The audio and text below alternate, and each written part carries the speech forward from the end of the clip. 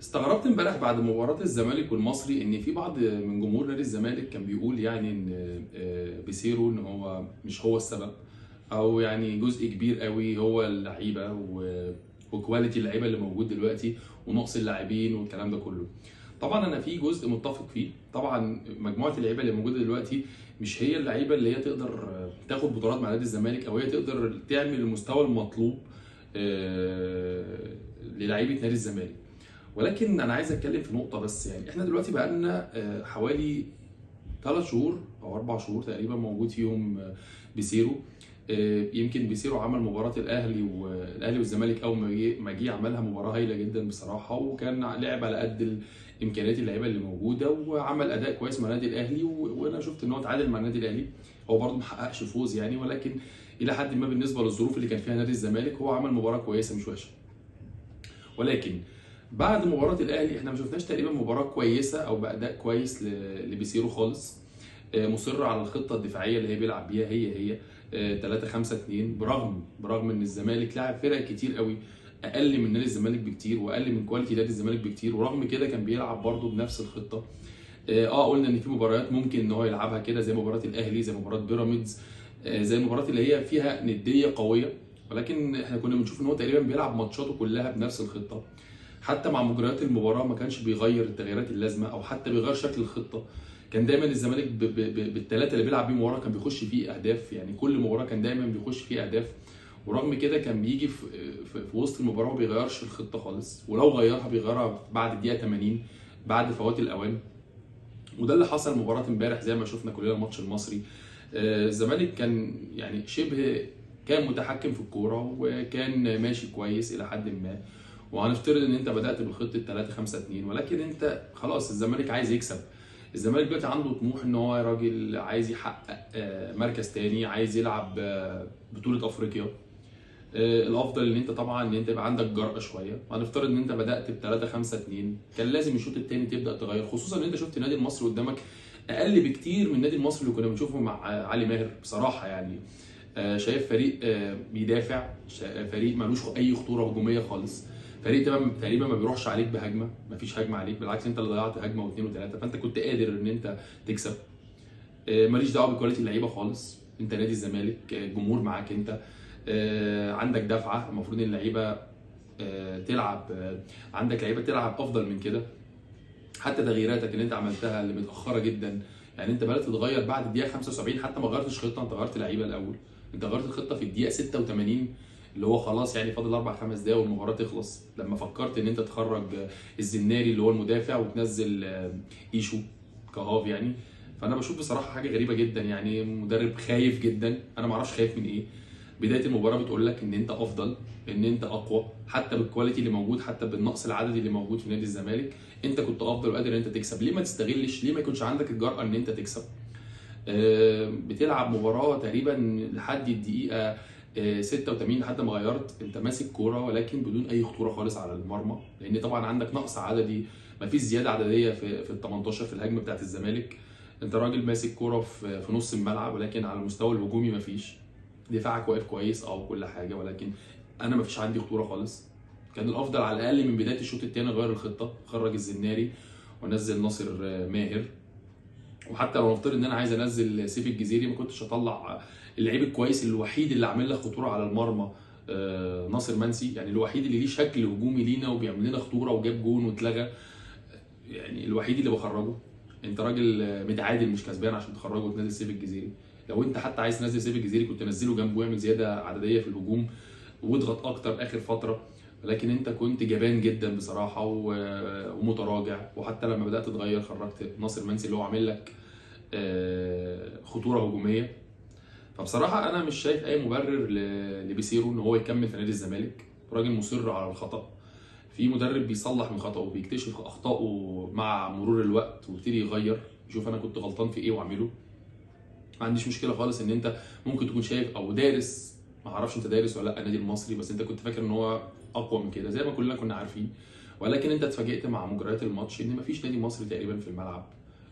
هو الوحيد اللي دغموم، اللي هو الوحيد اللعيب الجزائري اعتقد ده الوحيد اللي كان بيمسك كوره وعامل الى حد ما شكل شويه لحته الهجوم بتاعه المصري، ولكن ما فيش اي خطوره خالص على عواد. ما كانش فيه داعي خالص ان انت تتراجع بالطريقه دي، كان لازم يبقى عندك جرأة اكتر من كده الشوط الثاني. ما اعرفش الناس لسه بتدافع ليه عن بيسيرو، انا بشوف خلاص الراجل ده يعني فشل في كل حاجه او كل بطوله دخلها. للاسف خرجنا هو بره منافسه الدوري، وحتى بره منافسه المركز الثاني اللي هو يأهلك للتشامبيونز ليج خرجت منه. خرجت من الكونفدراليه اللي هي اسهل بطوله في الدنيا، وملهاش دعوه بكواليتي اللعيبه خالص. انت نادي الزمالك لو بتلعب بالرديف، لو بتلعب بالناشئين، نادي الزمالك يكسب الفرقه الجنوب افريقيه الضعيفه جدا، بدليل ان الفرقه بعديك خسرت وخرجت من سيمبا، فريق اقل ما يمكن ان انت تخسر بطوله زي دي. خرجت من بطوله الرابطه. الكاس اعتقد برضو صعب. وصلت للنهائي، ولكن طبعا هتلاعب بيراميدز، وبيراميدز فريق قوي بصراحه وهو ليه الاولويه. ماتش ملوش مقياس، ولكن انا بشوف ان بيراميدز اقرب طبعا في ظل اللي احنا شايفينه دلوقتي.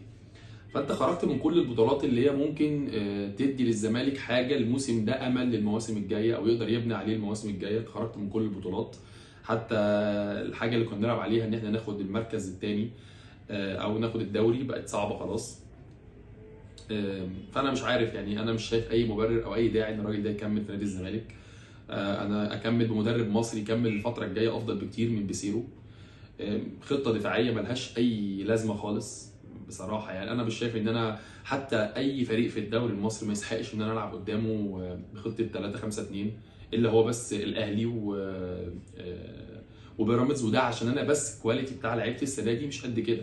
ولكن انا في الطبيعي ما انا مش مستاهل ان انا العب قدام الفرقه دي خالص ب 3-5-2. انت نادي الزمالك، انت نادي كبير، انت بتلعب على بطوله، انت ليك الاولويه. مفيش حاجه اسمها ان انا دافع واستنى وابقى رده فعل وافتكر بقى متاخر جدا بعد الدقيقه 75 80 على ما ابتدي اغير او افكر اغير خطتي اصلا وابتدي اهاجم. لا، مش ده طموح نادي الزمالك. طموح نادي الزمالك زي ما قلنا كده ان هو ياخد دوري، ان هو يلعب تشامبيونز ليج، ينافس على كل بطوله بياخدها. يبقى عنده جرأة هجوميه. هو ده نادي الزمالك اللي احنا نعرفه. كلنا تريقنا او مش تريقنا، كلنا يعني قلنا ان كولر كان غلطان ان هو بيلعب بنادي الاهلي واسم كبير، وبيلعب قدام في بطوله افريقيا يعني قدام الفرق الكبيره، وبيلعب بيدافع قوي وبيخاف قوي، وكلنا لومنا عليه طبعا، وده كان الصح وكان لازم يمشي. هو خلاص اعمل اللي عليه وخد البطولات 11 بطوله خدهم مع الاهلي، ولكن هو ما كانش عنده جديد خلاص يقدر يقدمه، بقى خايف جدا وبيدافع، وده مش اسلوب ولا الاهلي ولا نادي الزمالك بصراحه يعني. فانا بشوف ان بيسيرو ما ينفعش، ولا ده هو المشروع اللي الزمالك يبني عليه للسنين الجايه خالص. لا، نادي الزمالك عايز مدرب جريء، مدرب يكتشف النجوم، مدرب باقل الامكانيات يقدر يصنع فريق، لان انت نادي الزمالك يعني حتى باللعيبه اللي موجوده دلوقتي دي انت كنت قادر ان انت تاخد المركز الثاني. عايز اقول برضو ان في لعيبه بصراحه يعني مش على قد مستوى نادي الزمالك خالص، واتكلمنا في الموضوع ده كتير جدا. قلنا ان بصراحه دونجا، انا شايف ان دونجا بعيد قوي بعيد قوي عن نادي الزمالك. لعيب كل كوره فاول، كل التحام ما بيقطعش كوره كده من غير فاول، لازم فاول. كل باصاته غلط تقريبا. راجل حتى على الجون كنا بنقول ان هو عنده ميزه ان هو بيقدر يشوط، اتعملت له كوره سهله جدا ضيعها بطريقه غريبه قوي. لعيب بقى مايل للشو اكتر. فانا بصراحه مش شايف ان دونجا ده هو نص ملعب نادي الزمالك الديفندر اللي تعتمد عليه السنين الجايه. مصطفى شلبي طبعا يعني هو للاسف دي امكانياته، احنا مش عايزين نتكلم عليه كتير. هو الراجل بيحاول، يمكن امبارح بيحاول شويه عن الماتشات اللي فاتت، ولكن هو ده اخره، مش هيقدر يعمل اكتر من كده. عندنا نقص عددي جامد جدا في حته الهجوم، الهافات والفراوده. انا بشوف برضو ان كيزيري بقى صعب جدا يكمل في نادي الزمالك، خلاص ما عندوش جديد.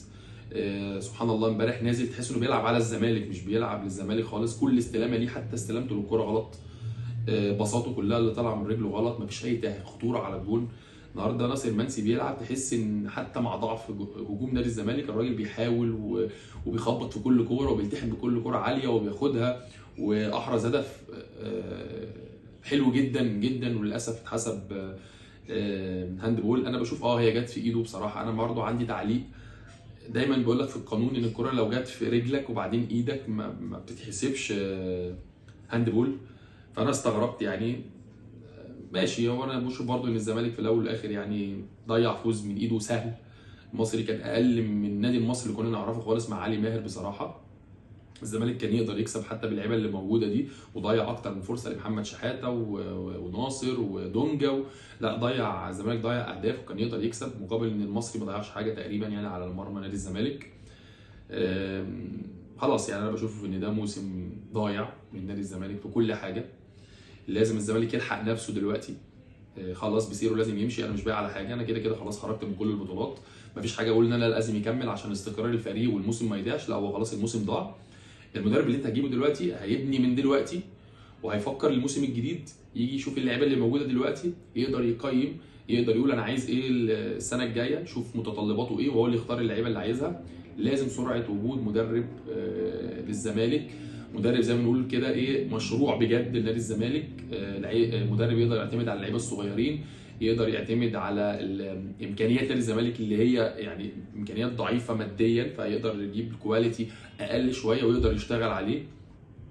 فده انا بشوف سرعه، لازم يعني سرعه استخدام مدرب اجنبي كويس، راجل يكون مشروع عنده فكر كويس، راجل جريء بيلعب عارف قيمه نادي الزمالك وعارف قيمه جمهور نادي الزمالك، ان الزمالك بيلعب على كل البطولات، ما يكونش مدرب جبان وبيخاف. اتمنى ان انا اشوف ده الفتره الجايه، لان خلاص زي ما قلنا كده كل حاجه السنه دي كده انتهت.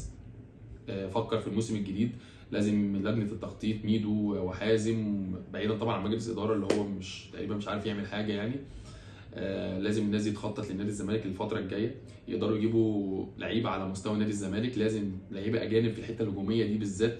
انا بشوف ان دفاع نادي الزمالك كويس، حسام عبد المجيد وصلاح مصدق والونش وبنتايج وعمر جابر، ممكن يكون محتاجين باك يمين مع عمر جابر، ولكن انا بشوف دفاع الزمالك كويس مش وحش. نص الملعب ينقصه 6 مكان دونجا، يكون لعيب برضه قوي بيقطع كويس من نوعيه كده طارق حامد والناس دي.